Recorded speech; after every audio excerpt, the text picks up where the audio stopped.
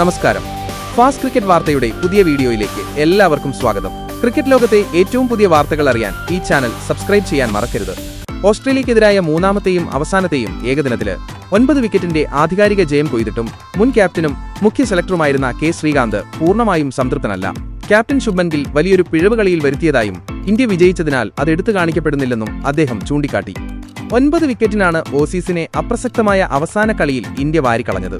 രോഹിത് ശർമ്മയുടെ അപരാജിത സെഞ്ചുറിയും വിരാട് കോഹ്ലിയുടെ അപരാജിത 50യുമാണ് ഇന്ത്യൻ ജയം ഏകപക്ഷീയമാക്കി മാറ്റിയത്. ഇതോടെ പരമ്പരയിലെ സമ്പൂർണ്ണ തോൽവിയെന്ന നാണക്കേടും ഇന്ത്യ ഒഴിവാക്കിയിരുന്നു. മൂന്നാം ഏകദിനത്തിൽ ഉജ്ജ്വലമായി ബൌൾ ചെയ്തിട്ടും ഇടംകയ്യൻ സ്പിൻ ബൌളിംഗ് ഓൾറൗണ്ടറായ അക്ഷർ പട്ടേലിനെ കൂടുതൽ ഉപയോഗിക്കാതിരുന്ന ശുഭ്മൻ ഗില്ലിന്റെ തീരുമാനത്തെയാണ് കെ ശ്രീകാന്ത് വിമർശിച്ചത്. കളിയിൽ 6 ഓവറാണ് അക്ഷർ ബൌൾ ചെയ്തത്. വെറും 3 ഇക്കോണമി റേറ്റിൽ 18 റൺസ് മാത്രം വിട്ടുകൊടുത്ത് ഒരു വിക്കറ്റും നേടി. ഓസീസ് ബാറ്റർമാരെ ശരിക്കും വെള്ളം കുടിപ്പിച്ചിട്ടും അക്ഷറിന്റെ 10 ഓവർ തികയ്ക്കാതെ മധ്യ ഓവറുകളിൽ പ്രസിദ്ധ് കൃഷ്ണയെ കൊണ്ട് ബൌൾ ചെയ്യിച്ച തീരുമാനത്തെയാണ് ശ്രീകാന്ത് കുറ്റപ്പെടുത്തിയത്. പരമ്പരയിൽ ആദ്യ മത്സരം കളിച്ച പ്രസിദ്ധ് ലക്കും ലഗാനുമില്ലാതെയാണ് പന്തെറിഞ്ഞത്. ഒരു വിക്കറ്റ് എടുത്തുവെങ്കിലും 7 ഓവറിൽ 7.4 ഇക്കോണമി റേറ്റിൽ 52 റൺസ് വിട്ടു നൽകിയിരുന്നു. അക്ഷറിന്റെ ബൌളിംഗ് പ്രകടനത്തെ വാനോളം പ്രശംസിച്ച ശ്രീകാന്ത് പക്ഷേ 10 ഓവർ പൂർത്തിയാക്കാൻ അനുവദിക്കാതിരുന്നതിൽ രോഷവും നിരാശയും പ്രകടിപ്പിക്കുകയും ചെയ്തു. മത്സരത്തെക്കുറിച്ച് സ്വന്തം യൂട്യൂബ് ചാനലിൽ വിശകലനം ചെയ്യുകയായിരുന്നു അദ്ദേഹം. സിഡ്നിയിൽ അക്ഷർ പട്ടേൽ വളരെ നന്നായി പന്തെറിഞ്ഞു. രവീന്ദ്ര ജഡേജയെപ്പോലെ കൃത്യമായ ലൈനും ലെങ്തും കാത്തുസൂക്ഷിച്ച് അവൻ ബൌൾ ചെയ്തുകൊണ്ടേയിരുന്നു. എന്നിട്ടും അക്ഷറിനെ എന്തുകൊണ്ടാണ് 10 ഓവർ നൽകാതിരുന്നത്?